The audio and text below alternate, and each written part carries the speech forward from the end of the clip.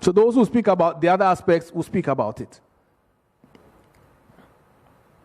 If clubs will appreciate, the fact that it is the way we posture, the way we partner all the other stakeholders within our football industry, that will determine the success of us and make us attractive club football brands, we will go very far. Everything we as clubs must do to ensure that whatever contractual obligations the FA has entered into on behalf of us, the clubs who play in the brand, the leagues owned by the clubs, we will be able to get a headway. Our practices, you go on the radio, you listen to radio, and we have so many radio stations in Ghana. I've lost count now.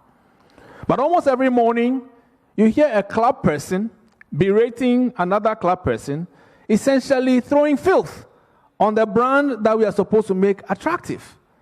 These are truths that when you share, make it look like you are bashing at yourself. But you see, the good book of the Christian says that you should take the speck out of your eye before you take the log out of somebody else's eyes. We are very quick to point at the faults of everyone else but ourselves.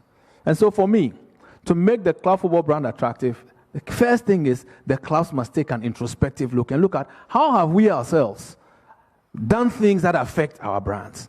The second thing is to have a consciousness that without a strong club football brand, marketing our clubs is zero. We can market our clubs because we don't make ourselves attractive. There are times you go to the stadium, some of the practices, we are spiritual people, we have belief systems. But those belief systems have a place where they can be practiced. Beyond a certain level, corporate Ghana will not want to be associated with some of the practices. It's a fact. There are times where as club people, we orchestrate intimidatory tactics at our home venues. And then today social media is so alert, is so sharp.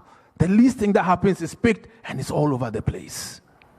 I'm talking again how we can make the club football brand attractive.